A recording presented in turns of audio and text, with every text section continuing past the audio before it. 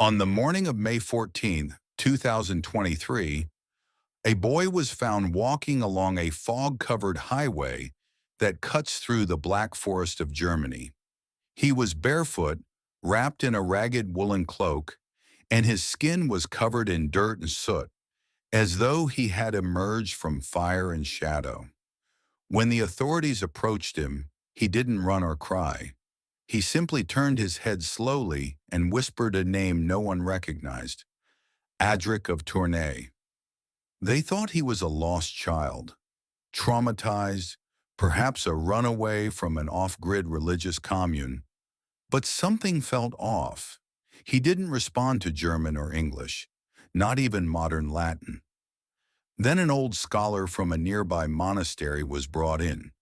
He recognized the boy's speech, not just as Latin, but a dialect of 11th century ecclesiastical Latin, long thought extinct.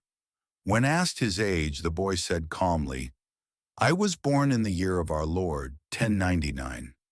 That would make him over 900 years old. The police dismissed it as delusion, but the historian didn't laugh. He just stood there, silent. As news of the boy spread, linguists and historians from across Europe arrived. His pronunciation, they confirmed, was not learned from textbooks. It was native.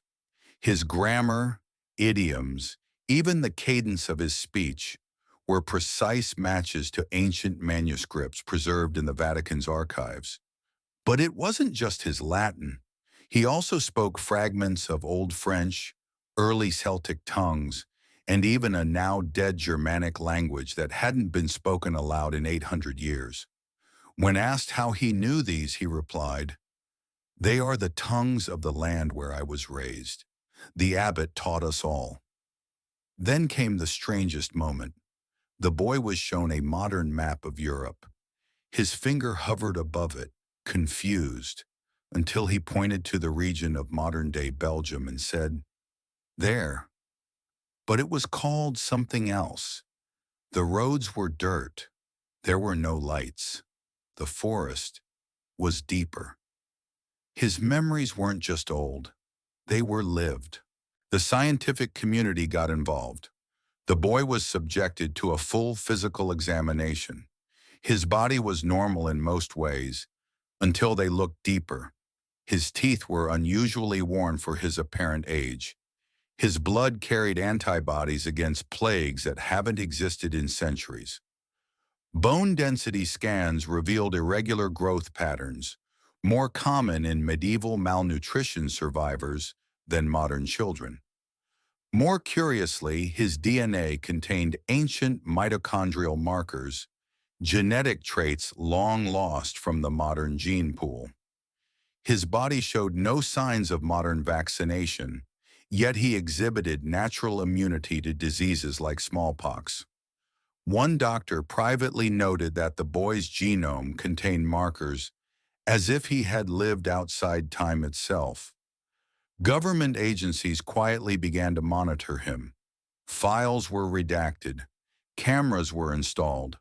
But the boy didn't resist. He simply said, "I was sent here, I think, but not the way I was supposed to come." Among his possessions, the boy carried a small, water-damaged leather satchel. Inside was a journal, hand-bound, its pages made of parchment. The ink had faded, but under infrared light, the writing came alive. Symbols, patterns, and sketches that resembled ancient alchemical glyphs merged with modern-looking circuit diagrams. One page showed a spinning wheel of light orbiting across. Another resembled a power grid connected by rivers and stars. There were no explanations, only drawings and short cryptic verses. When time loops thrice and fails, send the child with no future into the past. Scholars argued over whether this was religious prophecy, madness, or some forgotten monk's dream. But one page stood out. It showed a human figure inside a circle of fire, with the date 2023 written beneath in Latin numerals. What was this book? A vision? a message, or a map.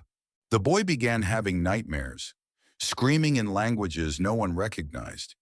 He would describe machines devouring trees, towers crumbling into flame, oceans turning black. In one instance, he drew a city skyline under a glass dome, cracking from within. "These are not my memories," he said one morning. "They are from what is coming. I think I've seen it, but not from here." Psychiatrists tried to intervene.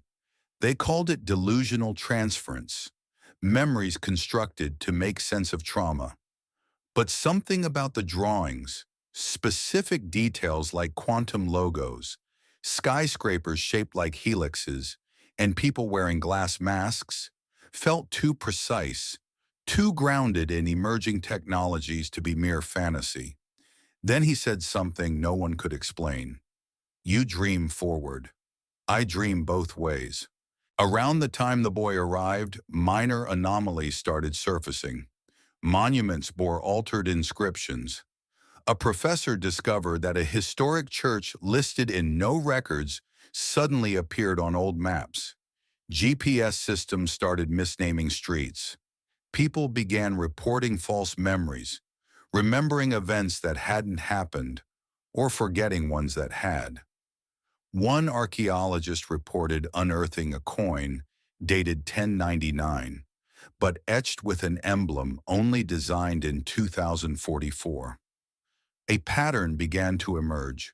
Wherever Adric stayed, time bent. Reality twisted, subtly like a reflection slightly misaligned. A philosopher theorized that the boy might be an echo from another timeline, and our reality was resisting his presence, rewriting itself in fragments to reconcile the paradox.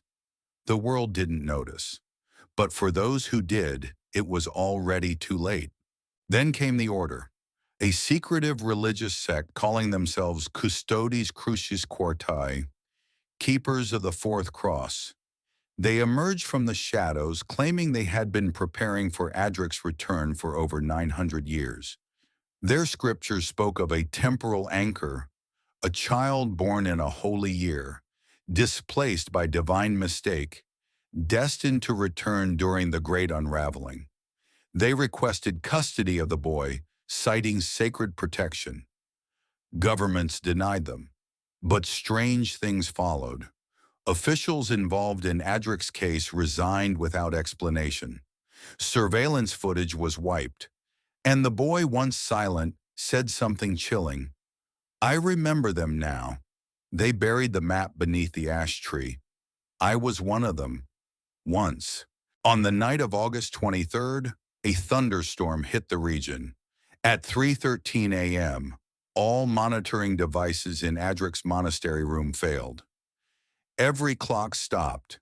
The next morning, his bed was empty. There were no signs of struggle.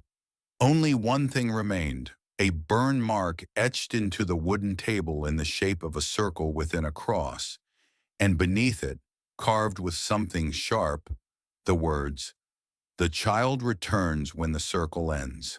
I was never meant to stay." Some believe he was taken by the Order. Others say he was erased, reabsorbed into his proper timeline. But a few believe he ascended, that he was a message delivered by time itself. Reports began to surface. A boy matching Adric's description was seen in a Himalayan temple.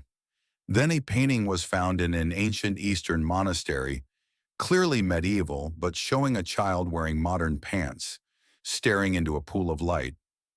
A Siberian village spoke of a silent child who spoke in fire tongues, who drew symbols in the snow that did not melt. They said he came during the turning sky. Scholars began re-examining old scrolls.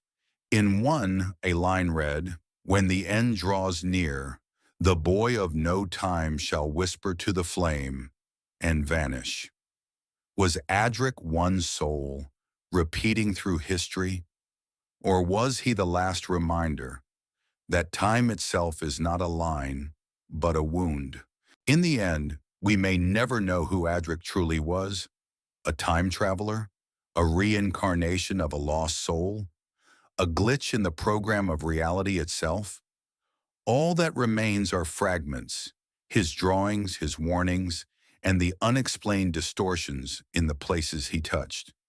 But those who met him, they don't forget. In whispered moments, they say time felt different around him, as though the world exhaled differently, as though every clock he passed held its breath. He was born in 1099, but he lived in our time, and somewhere in the folds between history and myth, perhaps he still does.